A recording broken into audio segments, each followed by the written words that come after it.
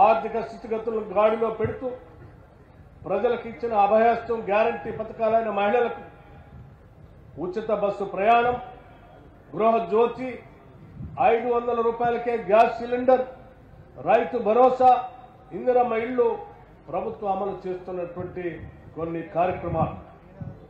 ఖమ్మం జిల్లాలో ఇప్పటి వరకు 4,44,48,224 ఉచిత బస్సు ప్రయాణాలు చేయటం వల్ల మహిళలు 209,21,46,000 రూపాయలను ఆదా చేశారు. జిల్లాలో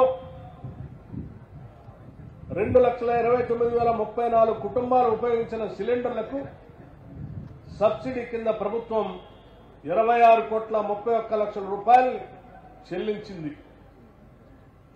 గృహజ్యోతి పథకం కింద మన జిల్లాలో ప్రభుత్వంచే 160,30,00,000 రూపాయల సబ్సిడీ చెల్లించి 2,43,852 కుటుంబాలకి లబ్ధి చేకూర్చాం. పేదవాని సొంత ఇంటి కల సాకారానికి ప్రజాప్రభుత్వం ఇందిరమ్మ ఇళ్ల పథకాన్ని అమలు చేస్తుంది. ఈ పథకంలో 5 లక్షల రూపాయల ఇంటి నిర్మాణానికి పూర్తి సబ్సిడీతో లబ్ధిదారుని ఖాతాలో జమ చేస్తుంది.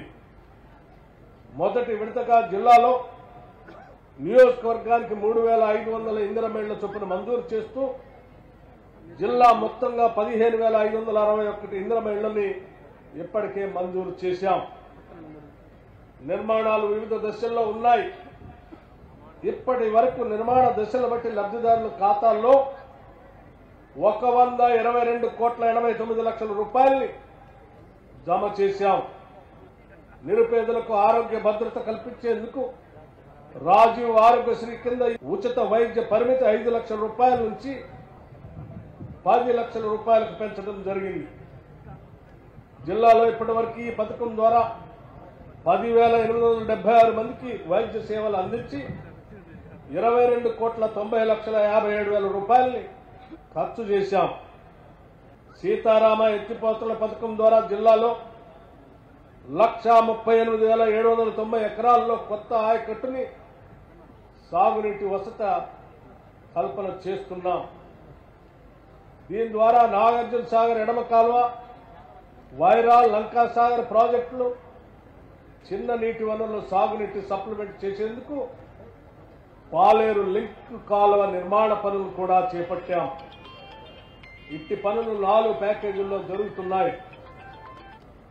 రఘునాథపాలెం మండలంలో చెరువుల కింద సాగునీటి సరఫరా చేసేందుకు మంచుకొండ ఎత్తిపోతల పథకాన్ని పూర్తి చేసి 455 ఎకరాలకి కొత్త ఆయకట్టు, 157 ఎకరాల ఆయకట్టు స్థిరీకరణ పూర్తి చేశాం. మున్నేరు నది నుండి సీతారామ ఎత్తిపోతల పథకం లింక్ కెనాల్ పనులు 107 కోట్లతో మంజూరు చేశాం.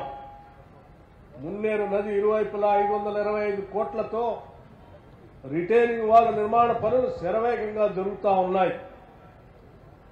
మధిర నియోజకవర్గంలోని ఎరుపాలెం, మధిర మండలంలో నాగార్జున సాగర్ జోన్ 3 ఆయకట్టు రైతులకి సాగునీరు అందించేందుకు 630 కోట్లతో చేపట్టిన జవహర్ ఎత్తిపోతల పథకానికి శంకుస్థాపన చేశాం.